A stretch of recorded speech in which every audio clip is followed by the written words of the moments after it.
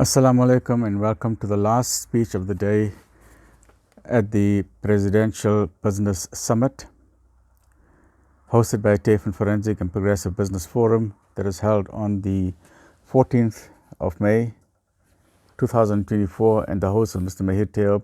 So this is the last speech of the day by the President, and I've made, as I mentioned in the earlier videos, I've made copious, lot of notes, and I will just share some of these notes with you. The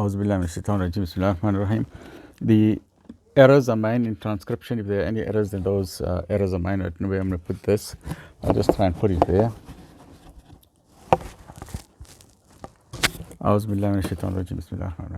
The eighth speech, the President of South Africa, His Excellency Mr Cyril Ramaphosa.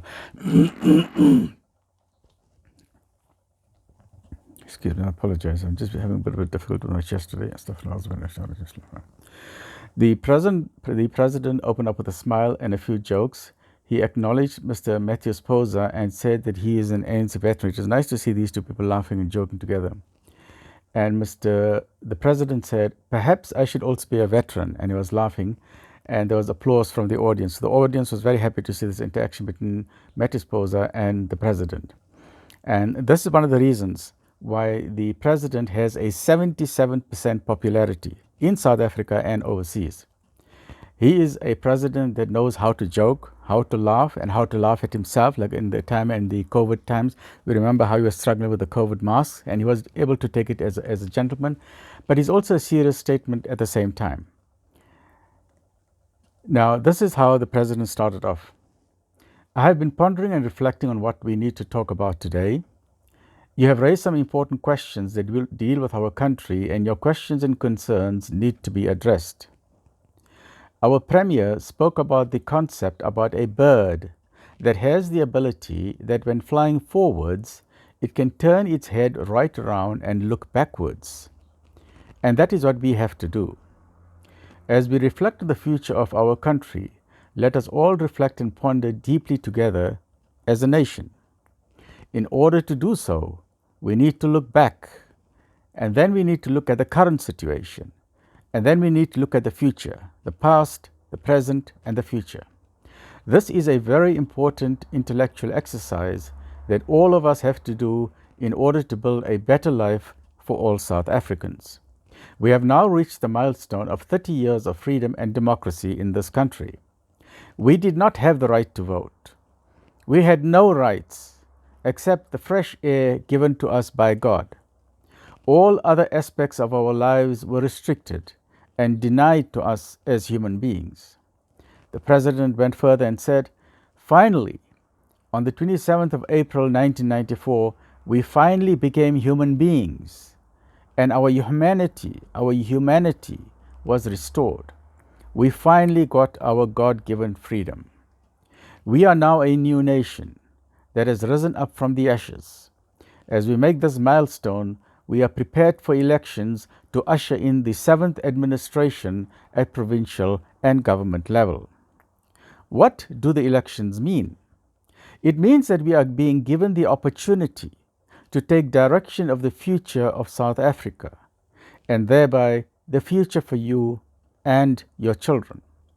The elections are an opportunity to decide which party from the many parties has got the commitment, the capabilities, and the capacity to make us walk that path.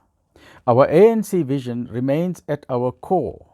This vision of 1994 remains the same. That is, this vision of the ANC, the president goes further and says, we want to establish a democratic, non-racial, non-sexist nation of people in a prosperous new South Africa where all its people can benefit. This is the vision of the ANC, the African National Congress. This vision has been encapsulated in a document adopted in 1955 in our Freedom Charter. It has all the objectives and aspirations of the ANC. The ANC leadership has been committed to this vision to thereby achieve success in our democracy. In the last 6 years, we have worked very hard to root out corruption and destructive elements from government We have been restoring confidence of all South Africans in overcoming the enormous challenges that we all face. We are addressing all our challenges to revitalize and renew the ANC. We need to grow and totally transform our economy and address things like unemployment, which one of you asked about. And at this point, I just want to pause here. At this point, the president started laughing again. At this point, the president joked about one member of the audience who was asking too many questions. And the president said, I knew he was a journalist. I can smell journalists from very far away. And there was a loud applause and clapping from the laughter from the audience. Alhamdulillah. The president continues. The past 5 years has been a time for recovery and rebuilding. I like the approach of my comrade Matthews, who says, people ask him, what has the ANC done for me? So let me answer you what the ANC has done for this country and for you. In the past 5 years, we had to address many challenges. Some of them were enormous. I met a senior religious leader in a church in the Eastern Cape. This church has 3 million members and is led by a woman who is 89 years old. But she looks like she is only 75 years old. In her sermon, she addressed the presidency. What are you doing about the challenges facing our country? Imagine an 89-year-old woman. Wow. In response to that, we have a list of 20 main challenges facing this country. And now the president goes through this list. Apologize. The first big challenge is the huge specter of state capture. We had to deal with it and respond to what it has done to us as a nation. So we stopped state capture in its tracks. There were some people with horrible designs. We stopped them in their tracks. Some of the faces of state capture have run away, but we are actively pursuing them, and others we are pursuing through the Zondo Commission. The process of investigation and prosecution is an ongoing one. People are wrongly assuming that they are not seeing much in terms of dealing with corruption. And corruption is another big challenge. I would like to quote a very good journalist, Mr. Du Toit, and what he has to say about the National Prosecuting Authority, the NPA. Mr. Du Toit concluded that the NPA agency that was hijacked has now been restored as an independent investigative body that will deal with prosecutions without interference from anyone, including the president. That's a very important point.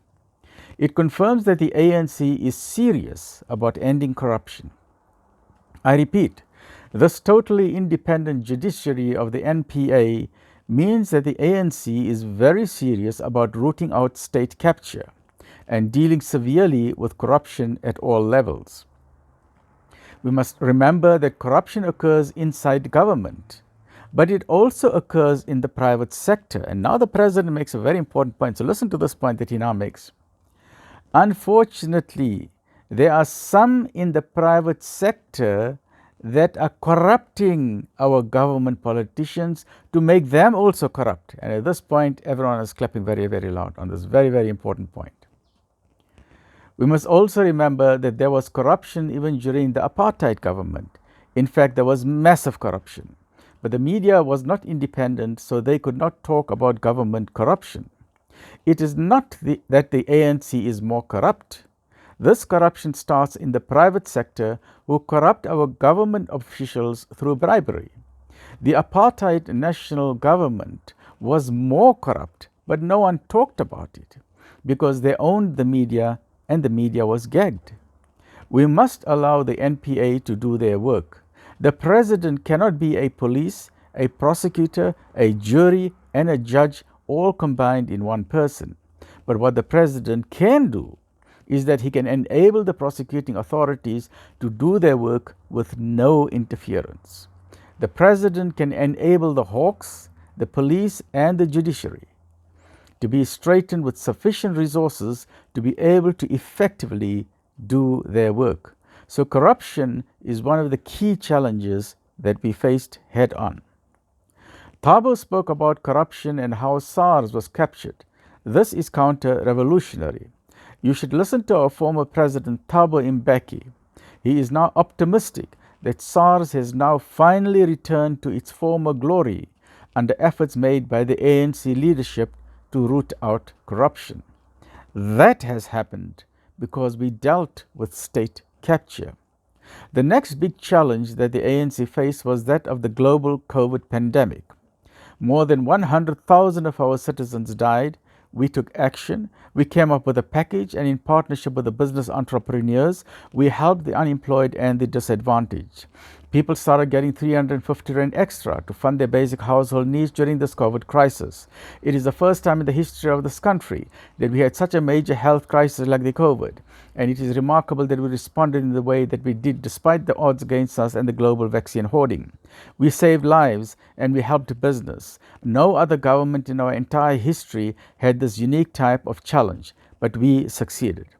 The third major challenge that we addressed is that of civil unrest. At this point, this concludes the part one of the President's speech. Please go to part two. Assalamu alaikum wa rahmatullahi wa barakatuh.